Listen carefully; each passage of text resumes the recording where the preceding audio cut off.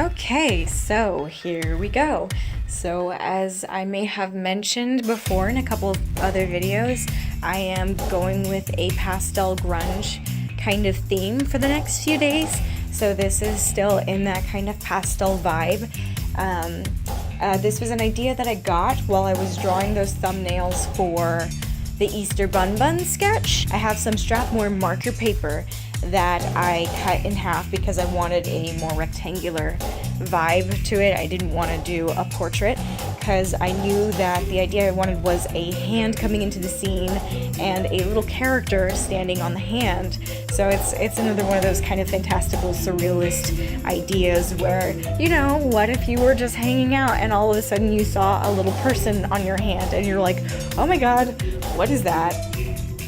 I used a coal erase purple pencil because I knew that I didn't want the black harsh lines that I usually do for most of my characters, you know, by lining them with a black ink or marker. So I knew that I wanted a very pastel vibe throughout the whole thing, so I went in with a purple coal erase pencil and I sketched them out, and then I started to go in with my Copic markers, and unfortunately the blue that I chose for her hair initially ran out like seconds into drawing this piece. So that was kind of a little shitty, but whatever. And you know, the beautiful thing about Copic markers is even if it ends up being streaky and gross and stuff, you can always cover it with a darker color and you're not going to be able to tell. If you do want to get a smooth blend, it's kind of like what I've learned lately with everything else. You have to color in multiple directions. So it's not just you're coloring up and down and you're praying to God that the seam is just smooth and blended and it looks good. It's like, so you go in one direction and then you come back in with the same marker and you go in another direction. It's almost like you're cross-hatching, and that's what gives you that kind of smooth background. And I found that it's also the same with watercolor and gouache. If you want to get that smooth, no streak background, cross-hatch your paint. That sounds weird, but that's the best way I can describe it.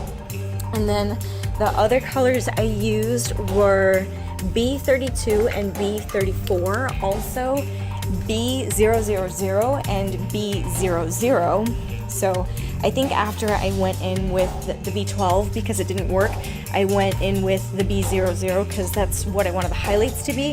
And I was initially a little scared because it was too bright and not quite pastel-y enough, and I wanted like a more darker, moody vibe to the piece.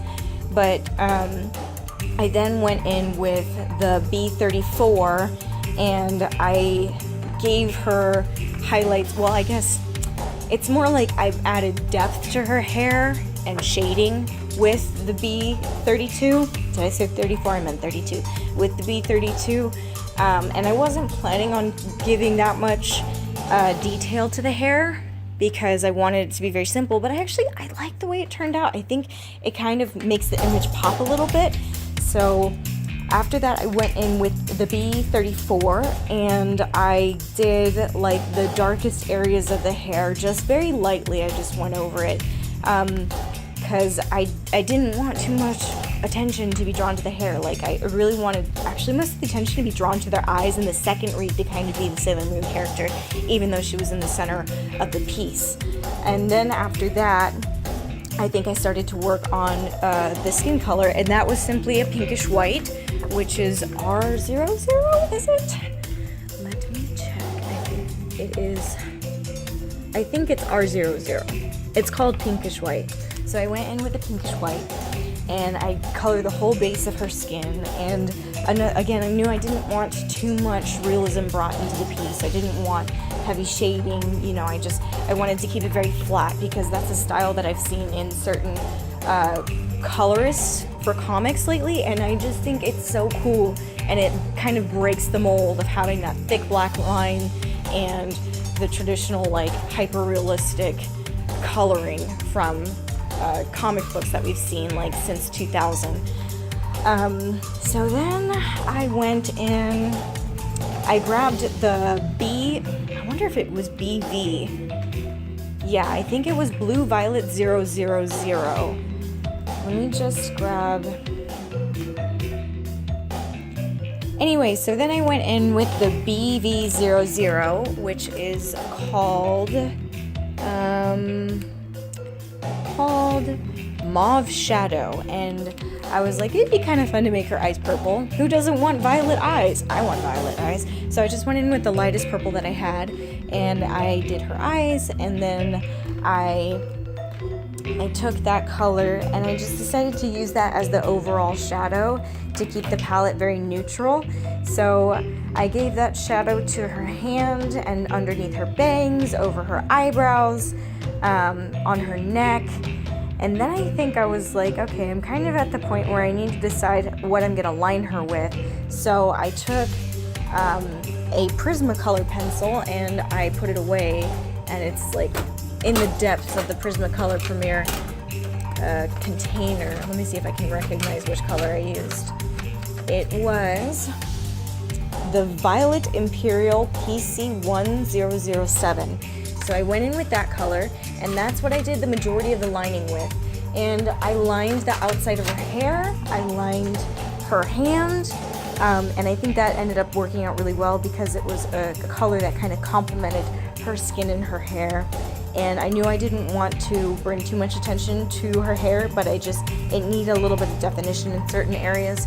So I took that pencil and I brought attention to her bangs and just like the very bottom of her hairline.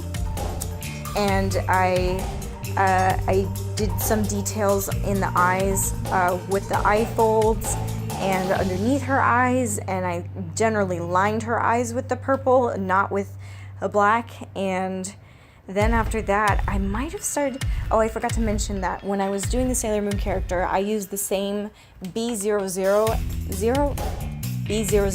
and B00. And then for her hair, I used Y00 for the main color. And for the little details, I used E53. These are the Copic ciao markers again. And then after that, I kind of added a little bit more definition around her eyes with the purple color. I went in with a V91, but it didn't quite give the pop that I was looking for. And I used the darkest blue that I had, the B34, to color in her eyebrows, and I gave more definition to her eyebrows again with the violet Prismacolor pencil. I did add some like very sketchy hair marks in there, and then I took my my 0.05 Copic Multiliner liner pen, and I just very lightly gave her eyelashes. I did not want very thick black eyelashes because I didn't want too much attention to be taken away from Sailor Moon. And I lined Sailor Moon with the purple pencil as well.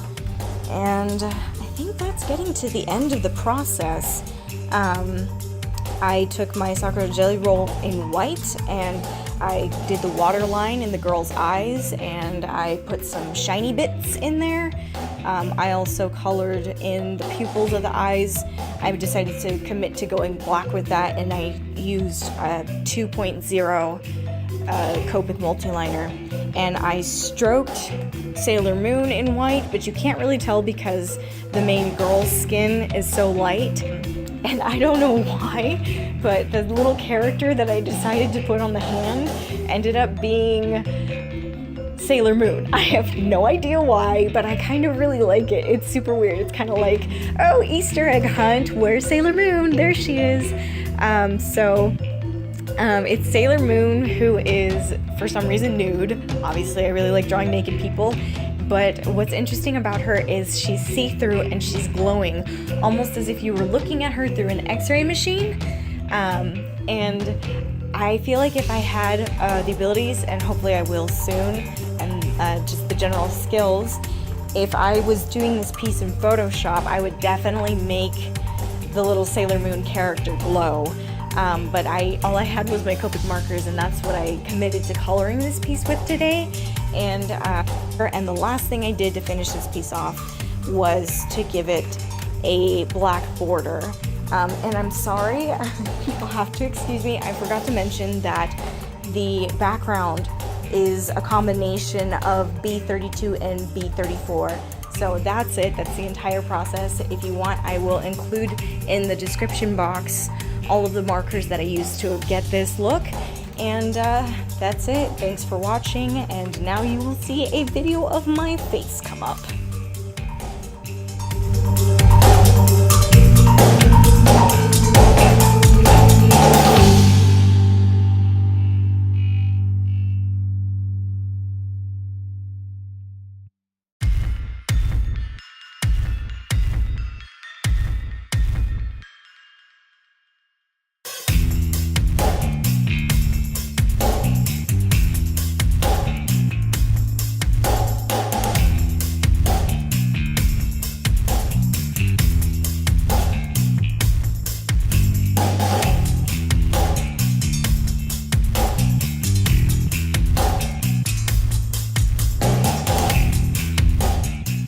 Alright everyone, that's it. That was the process. I hope you enjoyed watching this video. If you haven't seen it before now, this is the piece. This is what it looks like. I'm super happy with how it came out. We are continuing that pastel grunge punk rock vibe, and this will be carried out for the next few days. So if you're into that pastel punk grunge scene, then great, come back tomorrow.